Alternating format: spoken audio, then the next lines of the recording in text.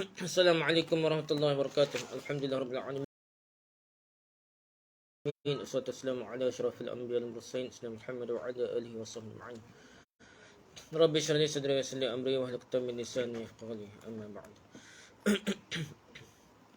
Kita sambung balik kitab kita ni Sahih Fiqh Sunnah karangan Abu Malik Kamal bin As-Sayyid Salim. Sahih Fiqh Sunnah karangan Abu Malik Kamal bin As-Sayyid Salim. Jadi kita malat lagi kita bincang bab jual beli kredit lagi dah. Tengah hari tadi bincang pasal maknanya saja. Dah baru nak masuk perbincangan lain lah. Yang dalam jual beli kredit ni yang ketiga ni perbincangannya.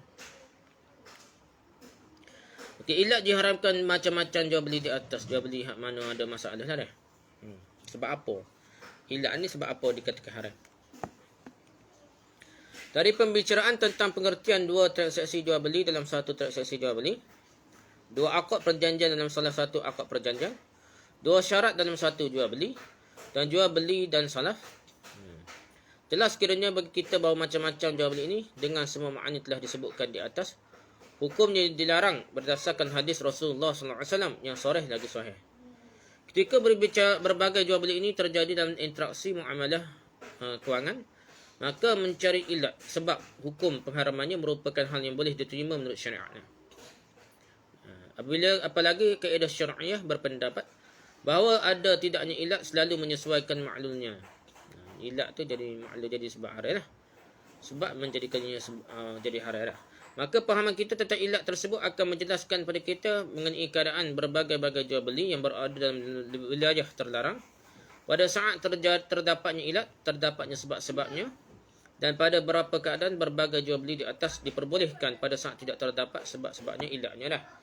Kalau tak ada, walaupun nama lebih kurang, tapi kalau sebab tu tak ada, itu jadi haram lah. Inilah yang akan saya cuba kemukakan pada perbahasan berikut. Pertama dah, ilat larangan dua transaksi jual beli dalam satu transaksi jual beli menurut ulama hadis. Hadis-hadis yang berlaga dua transaksi dalam satu transaksi. Dua akad jual beli dalam satu akad jual beli. Gitulah dah. Jika kita cermati berbagai pernyataan hadis dan berbagai penjelasannya, kita akan dapati bahawa diharamkannya dua transaksi jual beli dalam satu transaksi jual beli dan berapa jual beli yang disandarkan padanya merupakan tema bahasa yang dikembalikan pada unsur ketidakjelasan. Sebab ilat dia tidak jelas dah. Ketidakjelasan harga yang sebenarnya yang merupakan sebab sempurnanya jual beli. Jadi tak jelas. Dalau dia tak tahu mana sah dah.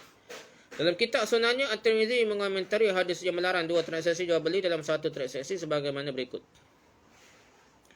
Sebagian ulama menafsiri makna dua transaksi jual beli satu transaksi dalam satu transaksi jual beli dengan perkataan saya jual baju ini seharga 10 jika dibayar tunai dan seharga 20 jika dibayar kredit, dan penjual tersebut tidak memisahkan kedua transaksi jual beli tersebut dah.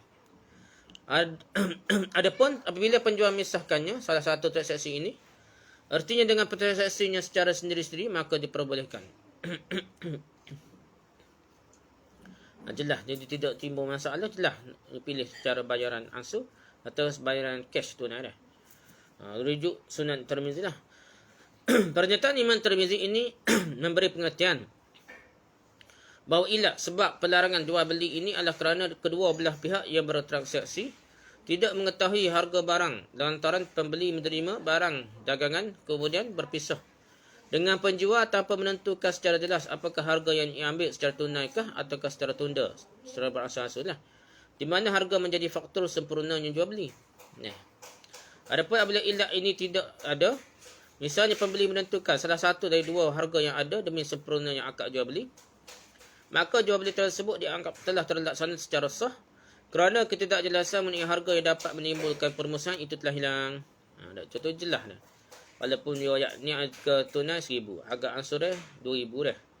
Jadi kata orang beli kata nak beli hak ni lah, nak beli ansur dia lah. Hak 2000 ni lah. Jadi orang kedai pun faham, molek. Jadi jual beli kita secara ansur secara kata secara ansur bukan lagi secara tunai lah. Jadi telah terai. Jadi tidak timbul masalah lepas ni dah. Akad perjanjian telah ya. Ilat ini juga dinyatakan oleh Al-Khattabi, As-San'ani, Asy-Syaukani, penyusun Bazlul Majud dan Fathul Alam. Fathul Alam. Yang kedua dah, ilat larangan dua transaksi jual beli dalam satu transaksi jual beli menurut kalangan ulama fiqh pula. Itu secara umum lah menurut ulama ahli hadis ni. Kitab-kitab Khattabi, As-San'ani, Asy-Syawkani, Badrul Majid, Fathul Alam ni ulama hadis ni. Ulama hadis yang ada fiqh juga, faqih juga kan, tapi banyak ulama hadis. Dia tidak taksub mazhab lah kita kira dah. Puak ni sanggup capur mazhab tak cara dah mazhab mana pun kalau kira bagi mereka, bagi ulama-ulama ni kira hujah kuat dah dia pakai. Yang kedua, ilat. Ilat larangan dua transaksi jual beli dalam satu transaksi jual beli menurut kalangan ulama fiqh pula dah. Kalangan mazhab Hanafi. As-Sarakhsi mengomentari ilat larangan dua transaksi jual beli dalam satu transaksi jual beli sebagaimana berikut.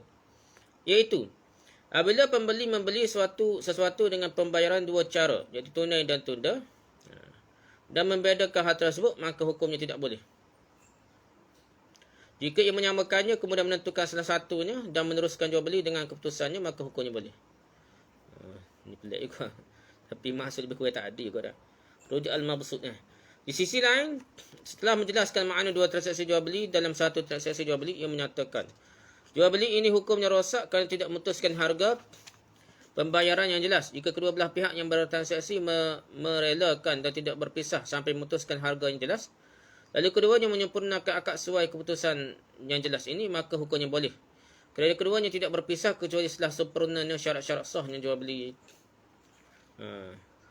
Dengan demikian sudah jelaslah bahawa ilat larangan dua transaksi jual beli dalam satu transaksi jual beli dan dalam makna pelarangan tersebut kerana terdapat ketidakjelasan mengenai harga barang yang menjadi faktor sempurnanya akad perjanjian jual beli ini. Ini mengandungi erti bahawa apabila ilat sebab yang disebutkan tadi sudah hilang dan harganya adalah jelas, maka jual beli ini sah sahaja. Pendapat dipilih oleh Sarakhsi juga merupakan pendapat dipilih oleh kalangan ulama fiqh mazhab Hanafi yang lain seperti Alauddin Samarqandi, Alauddin Al-Qasani, Asy-Syalabi dalam Hasyiah Al-Kanznya dan Al-Kamal Ibn Hammam. Ada kitab belakang dia ni, Tufatul Fuqaha Bada' As-Sana'i, Hasyiah Asy-Syalabi Al-Kanz, Fathul Qadir. Okey, lepas tu kalangan mazhab Maliki pula. Kenyataan Ad-Dasuki mewakili penjelasan ilat sebab larangan dua transaksi jual beli dalam satu transaksi dari kalangan mazhab Maliki pula. Ia mendefinisikan iaitu penjual menjual barang dagangannya seharga 10 jika dibayar tunai dan lebih tinggi harganya jika pembayaran ditunda sampai waktu tertentu. Pembeli mengambil barang tersebut dengan diam dan tidak menentukan salah satu dari dua hal tersebut. Kemudian setelah mengambilnya, ia memilih salah satu harga tunai atau harga kredit. Jual beli ini dilarang kerana pada saat transaksi jual beli harganya tidak diketahui dengan jelas ataupun tidak jelas lah. Rujuk Hasyiah Ad-Dasuki al-Syarh al-Kabir.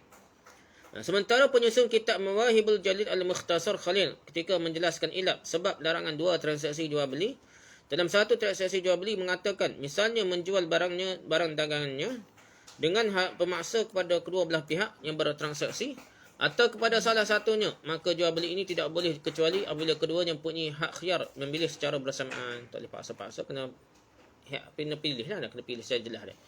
Ia juga mengampari pernyataan Ad-Darimi sebagai berikut. Ad-Darimi mengatakan dengan memaksa sebagai bentuk kehati-hatian untuk membedakannya dengan jual beli di mana kedua belah pihak yang bertransaksi atau salah satunya mempunyai hak khiyar, hak pilihan lah, khiyar ni pilihan. Kerana jual beli jenis terakhir ini hukumnya boleh. Ia menunjukkan jika hukum boleh ini berlaku jika tidak ada unsur pemaksaan kepada kedua belah pihak yang bertransaksi atau salah satunya. Mawahibul Jalil.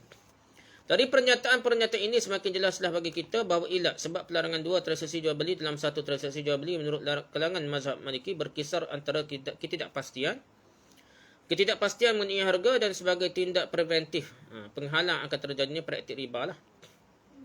Oleh kerana itu mereka mensyaratkan agar dalam jual beli ini tidak ada pemaksaan kepada penjual atau pembeli.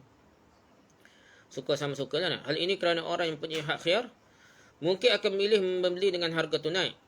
Dan di sini ia terjebak untuk memilih lah. Selain itu, sudah menjadi sifat manusia untuk terkongkong dalam kebimbangan saat di hadapannya terdapat kesempatan untuk berenung dan memilih sehingga boleh jadi terbetik dalam fikirannya setelah itu untuk memilih membeli barang secara kredit saja. Dengan demikian, di sini penjual seolah-olah menjual barang yang harganya tunai dengan harga kredit, padahal antara keduanya ada perbezaan harga. Dan ini boleh jadi akan menjadi perantara atau sarana kepada riba, menjadi sebab dari riba lah.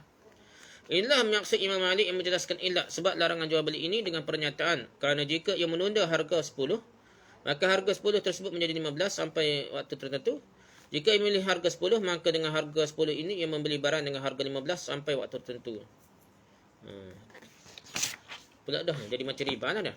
Ilat ini juga dikemukakan oleh kalangan ulama fiqh Maliki yang lain selain yang telah kami sebutkan, misalnya Az-Zarqani, Ibnul Jazi dan Al-Mawaq.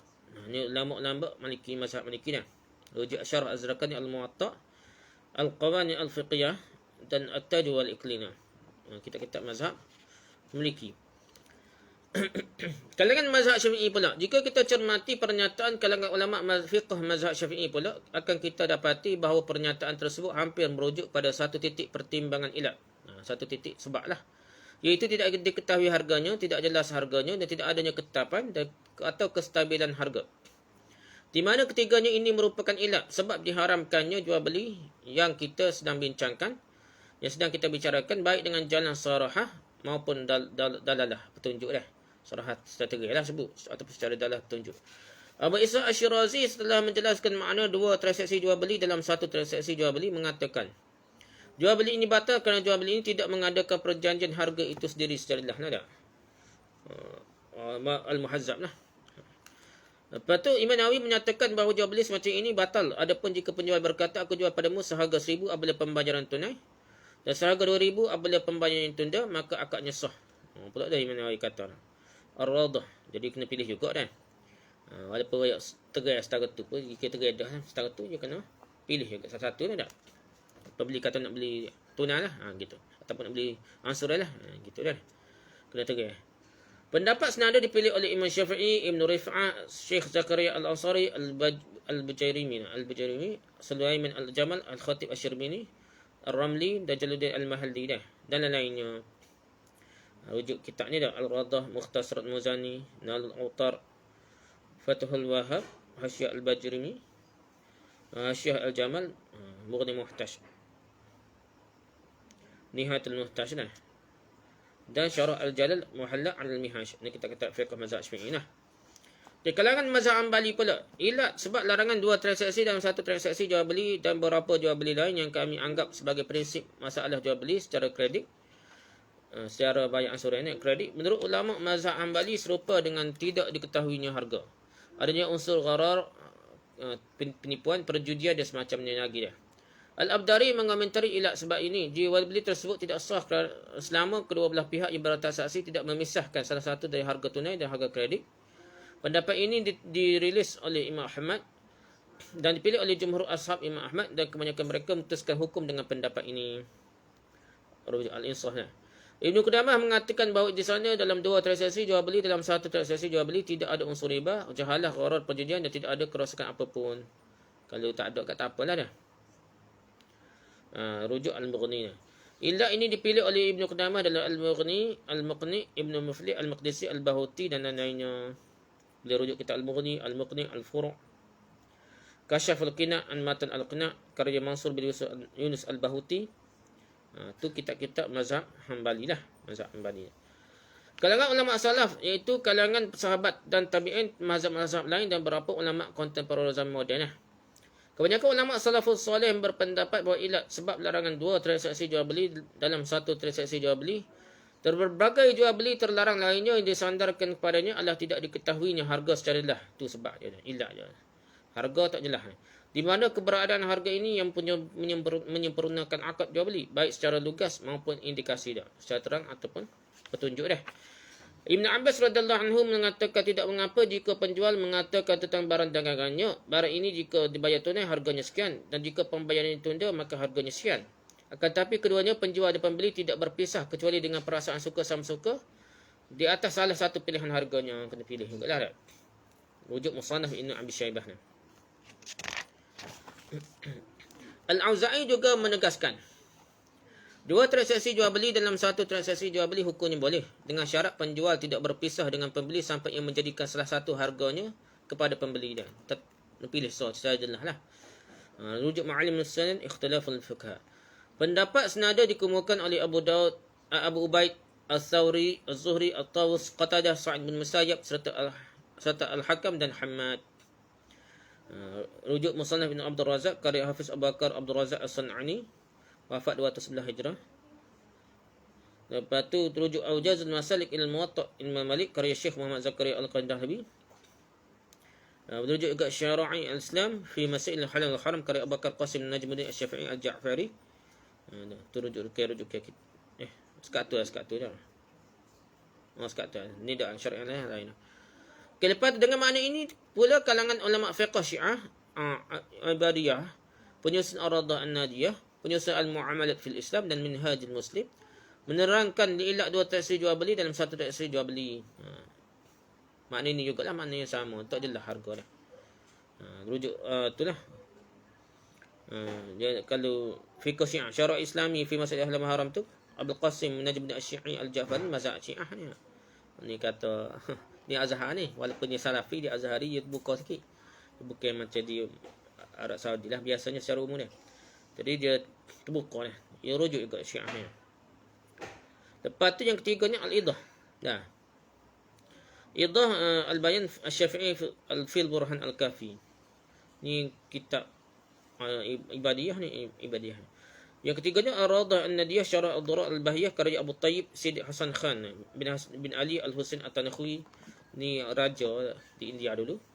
Dia tulis beratus-ratus kitab dah. Dan ini syarah hadis dia lah, Ar-Radah An-Nadiyah. Lepas tu penyusun Mu'amal Islam, iaitu kitab dia An-Nida Inna ad-Dina 'inda Allahil Islam, Mu'amalat fil Islam karya Ahmad Abdul Jawad. Lepas tu kitab Minhajul Muslim karya Abu Bakar Al-Jazairi dia. Ini kitabnya yang menarik dah, rekah padak dah. Mudah untuk mengajar, mudah benar Minhajul Muslim. Itulah. Berdasarkan pendapat-pendapat ulama dari berbagai-bagai mazhab fiqh yang merumuskan ilat sebab tidak diperbolehkannya dua transaksi jual beli dalam satu transaksi jual beli, dan praktik beberapa jual beli yang disandarkan kepadanya menjadikan kita ni sangat jelaslah bagi kita bahawa ilatnya menurut mereka dengan berbagai pernyataan yang berbeza-beza tidak keluar dari pertama tidak diketahui atau tidak jelasnya harga. Padahal agar merupakan sesuatu yang menyempurnakan akad. Yang kedua adanya saddu zari'ah. Ini tindakan preventif untuk menghilangkan perkara-perkara yang boleh melakukan dosa riba sebagaimana pendapat yang dikemukakan oleh kalangan mazhab Maliki. Atas dasar keterangan di atas apabila ilat sebab-sebab ini muncul dari jual beli secara kredit, misalnya penjual menyebutkan dua harga kepada pembeli salah satu harga tunai dan yang lainnya harga kredit di mana nominalnya lebih besar dari harga tunai. Kemudian pembeli memilih salah satu atau kedua harga tersebut sebelum berpisah dari tempat akad, maka jual beli ini boleh secara syar'i. Kalau jelas tentu, walaupun rasa macam tak boleh tapi dia tentu salah satu, maka tidak jadi gharar, tidak jadi tak jelas, tidak jadi riba dah. Yang keempat dah. Hukum dua transaksi jual beli dalam satu transaksi jual beli. Juga dah. Jumhur ulama dari kalangan sahabat, tabi'in dan para imam mujtahid berpendapat bahawa dua transaksi jual beli dalam satu transaksi jual beli adalah batal atau rosak. Transaksi batal adalah yang tidak sesuai dengan syarat baik secara asal maupun sifatnya. Sedangkan transaksi yang rosak adalah transaksi yang disyariatkan menurut hukum asal namun sifatnya tidak sesuai dengan syariat. Tidak dah. Lain sikit dah. Batal dengan rosak lain. Transaksi jual beli dinyatakan batal apabila salah satu rukunnya tidak ada. Transaksi dinyatakan rosak apabila terkait dengan pihak lain seperti pemberian dan penerimaan yang wajib untuk dilakukan dalam memberikan manfaat. Tidak terlepas dari syarat yang tidak berhubungan dengan jual beli dan lainnya. Transaksi jual beli yang rosak tidak berkonsekuensi pada hak kepemilikan zat dan pengelolaan barang dan juga tidak berkonsekuensi pada hak kepemilikan zat dan berkonsekuensi pada hak pengelolaan barang sebelum akad dibatalkan. Sekalipun transaksi yang rosak ini berkonsekuensi pada hak kepemilikan namun tidak penuh sebab hak penjual tidak terputus dari barang jual. Begitu juga hak pembeli tidak terputus dari harga barang. Masing-masing pihak mempunyai hak untuk membatalkan akad lagi. Transaksi yang rosak boleh menjadi benar semula ketika diterima oleh salah satu pihak yang mana waktu transaksi dan harga barang sudah ditentukan. Sehingga dalam transaksi jual beli yang terosak, kedua belah pihak berhak menghilangkan unsur-unsur yang menyebabkan rosak sebelum transaksi itu benar-benar dilakukan. Lihat Fathul Qadir Al-Inayah Al-Hidayah. Ini cara mazhab Hanafi detail sikit perbincangan dia dah. Tak apalah dah. Hanya sebahagian kecil sahaja yang berpendapat sahnya dua transaksi jual beli dalam satu transaksi jual beli seperti Tawus, Al-Hakam dan Hamad. Sekalipun demikian kami telah mengutip tidak hanya satu pendapat ulama bahawa pendapat ketiganya dibawa pada pengertian. Apabila setelah akad dari kedua belah pihak yang bertransaksi ada hal yang menunjukkan bahawa keduanya telah menyepakati salah satu harga, seolah-olah setelah kedua harga disebutkan, pembeli berkata kepada penjual, aku pilih harga tunai atau aku pilih harga kredit. Kemudian penjual berkata, saya sahkan atau saya terima. Dengan demikian tidak ada lagi perbezaan pendapat di kalangan ulama dengan ketiga ulama ini mengenai sahnya akad. Jadi sah lah, dipilih secara jelas, secara turut. Disebutkan dalam Al-Mawsu' Al-Fiqhiyah Al-Kuwaitiyah dengan judul Al-I'tiyad an Ajal bil Mal. Kompensasi dah tunda bayar pembayaran dengan harta. Ni kitab Mawsu' Al-Fiqhiyah Al-Kuwaitiyah ni, kalau kita tanya model ni, antara kitab yang paling mudah untuk rujuk fiqh. Paling cepat lah dah. Ikut abjad lah. Ni kita cari masalah ikut abjad. Merujuk cepat ni. Nak rujuk cepat kita boleh rujuk Mawsu' Al-Fiqhiyah Al-Kuwaitiyah. Lepas tu ni baru rujuk kitab fiqh lain lah. Kalau orang nak jadi ustaz bukan. Jadi orang nak bagi fatwa, bagi pendapat, ataupun orang jadi rujukan lah. Orang nanya di sekolah ke, di masjid ke balasa. Kalau kita tanya soal jawab fiqh, seharusnya mereka kena rujuk Al-Mawsu' Al-Fiqhiyah Al-Kuwaitiyah. Tak kira lah mazhab apa disebut belakang situ. Jangan kita kata nak ikut mazhab Syafi'i. Tak tahan nak ikut mazhab Syafi'i tak kisah. Tapi kita kena rujuk dulu Mawsu' Al-Fiqhiyah Al-Kuwaitiyah kerana dia telah diproses sehingga kita mudah nak rujuk ni. Lepas sudah tu baru cari kitab lain. Gitu baru cara mengaji lah, cara nak jawab pendapat ni. Model pertama jual beli ini adalah keluarnya kata ijab. Itu yang memuat dua akad perjanjian di mana salah satunya dibayar tunai dan yang lain dibayar secara tunda, secara kredit. Misalnya penjual berkata, saya jual barang ini seharga 10 jika dibayar secara kontan, secara terus sekaligus. Saya tunai lah dah. Dan seharga 15 jika pembayarannya ditunda, kredit lah.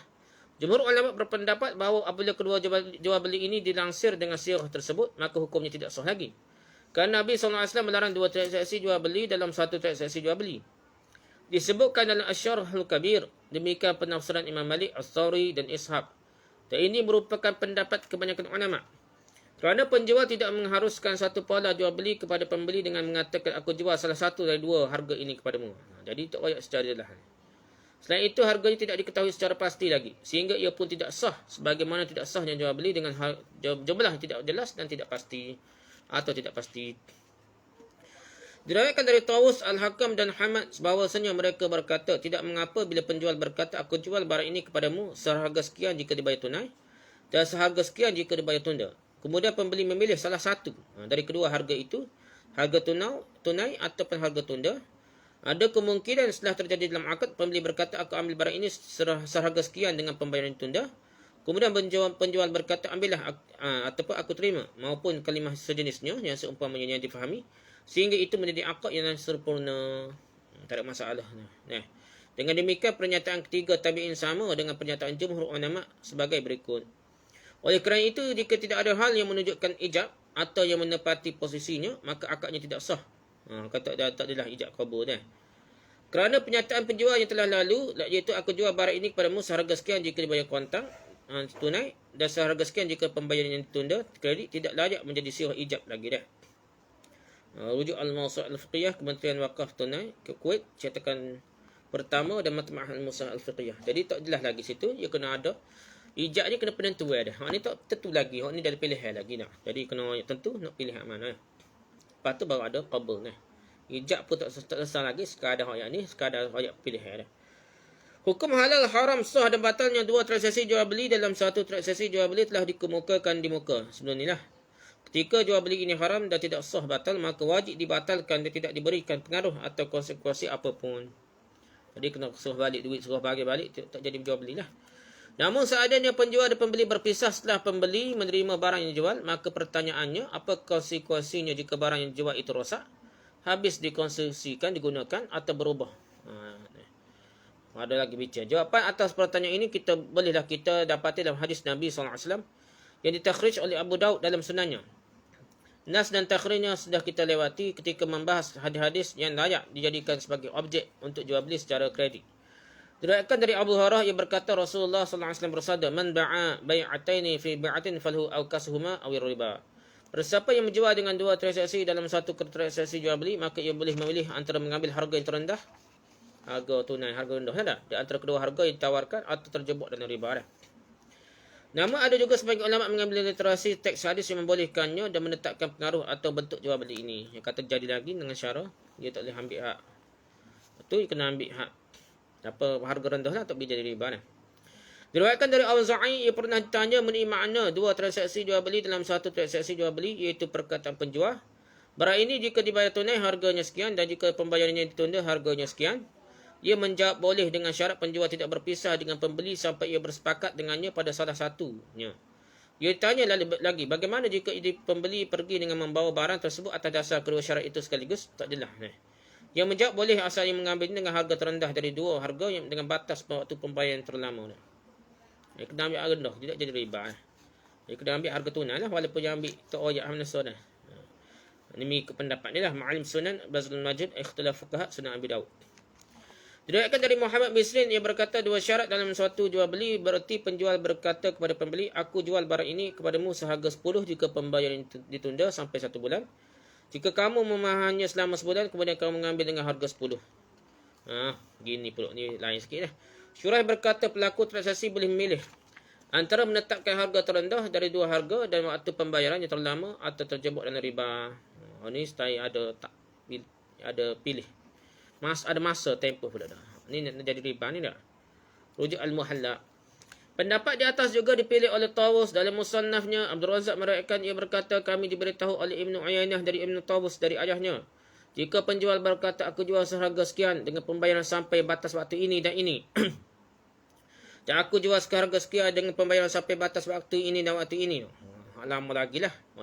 Selama setahun, selama 2 tahun dia bayar habis. Ansuran. Lalu jual beli terjadi dengan pola ini, maka pembayarannya dengan harga terendah dan waktu pembayarannya dengan terlama. Rugi dia jual lah. Siapa dia suruh janji tak je lah. Jadi ni pilih. Kalau dia kata nak terlama, kena ajak. Nak pilih hak mana nak ni. Tak sibui lagi. Bagi saya tak je lah. Jadi kena pilih. Pembeli kena pilih hak mana. Penjual ngesah baru dia boleh suruh bagi tu. Baru dia berlaku jual beli. Baru tidak jadi. Tak tahu kena ambil hak terlama. Takut dia jadi riba sana ni. Dia kena ambil harga terendah. Dan masa terlama dia. Takut jadi riba ni. Rujuk Musannaf Abdul Razak dia. Imam Az-Zahabi menjelaskan bahawa Muhammad bin Umar, perawi hadis, adalah seorang syekh yang terkenal. Al-Bukhari dan Muslim telah mentakhrij hadis darinya secara berturut-turut. Ibn Ma'in juga menggolongkannya sebagai perawi yang thiqah. Sementara itu Abu Hatim menyatakan ia termasuk orang yang hadisnya dianggap baik. Sedangkan An-Nasa'i meriwayatkan tidak ada masalah dengannya. Rujuk Musarraf, Ma'alim Sunan. Terkait dengan hadis yang dijadikan landasan hujah oleh para pemegang pendapat yang menyatakan bahawa apabila jual beli ini telah terjadi dengan bentuk dua transaksi jual beli dalam satu transaksi jual beli, maka jual beli tersebut boleh asal dengan harga terendah dan waktu pembayarannya yang terlama. Jumhur ulama memberikan tanggapan dan sanggahan sebagai berikut.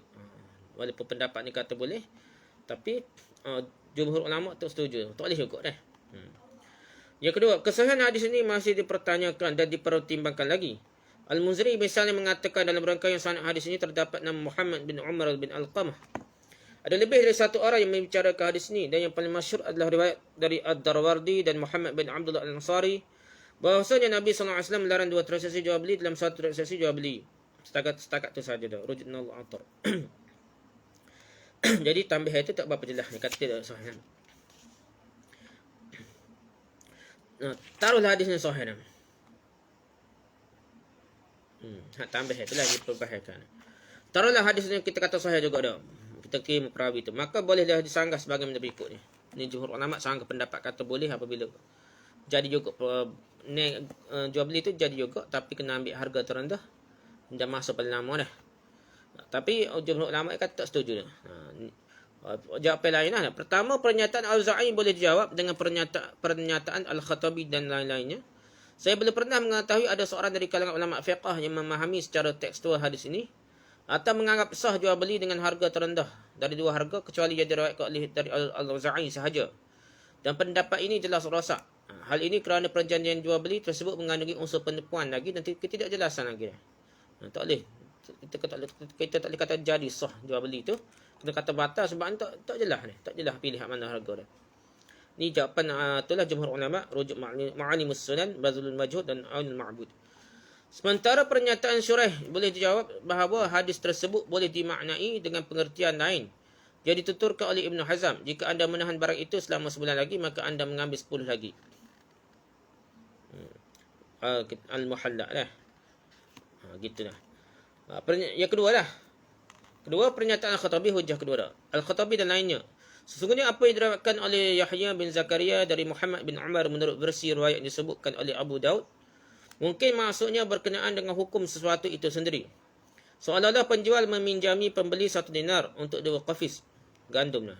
2 ukuran dia lah, 2 kilo kekal gandum. Dengan waktu pembayarannya 1 bulan. Ketika waktu pembayaran tiba dan penjual menuntutnya untuk memberikan gandum, pembeli berkata, juallah kepadaku 1 qafis yang ada padamu dengan pembayaran sampai 2 bulan dengan 2 qafis. Jual beli ini menjadi 2 transaksi jual beli dalam 1 transaksi jual beli. Walaupun masa berlain ni jadi 2 jual beli dah. Pasal tak kesal lagi dah. Kerana transaksi jual beli kedua memasuki jual beli pertama pula, sehingga harga terendah dikembalikan pada penjual, iaitu harga asal. Apabila kedua belah pihak yang bertransaksi melakukan jual beli kedua sebelum keduanya saling menerima jual beli pertama lagi, maka keduanya telah melakukan riba. Dia kena selesai jual beli pertama lagi. Jangan nak cara jual beli kedua. Jual beli kedua tu akad lain, perjanjian lain.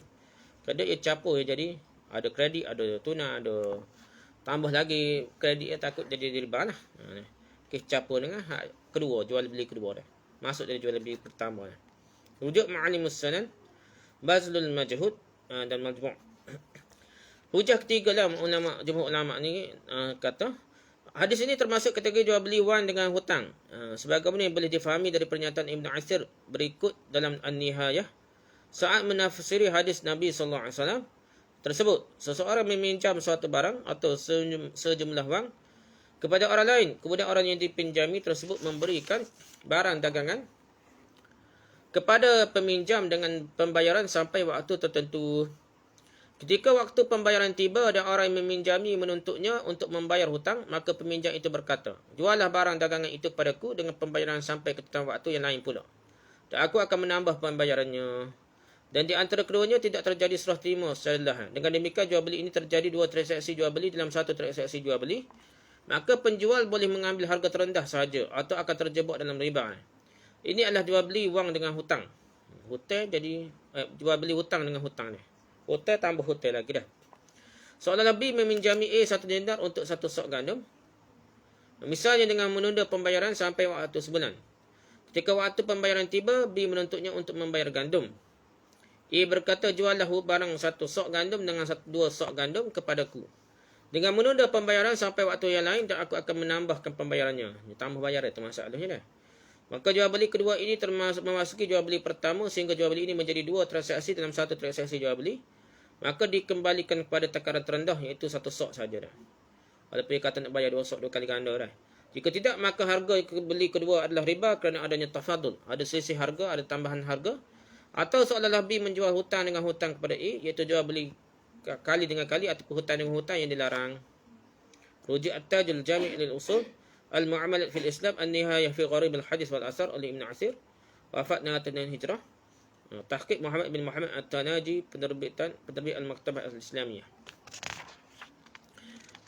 Banyak lagi ni kau.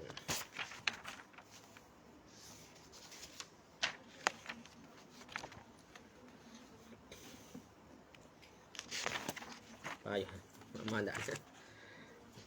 Sekarang ni sahaja kali perbincangan kita, tersambung lagi kali pula lah. Subhanakallah muhamdika, subhanakallah muhamdika, subhanakallah muhamdika, asyhadu an la ilaha illa anta, astaghfiruka wa atubu ilaik. Assalamualaikum warahmatullahi wabarakatuh.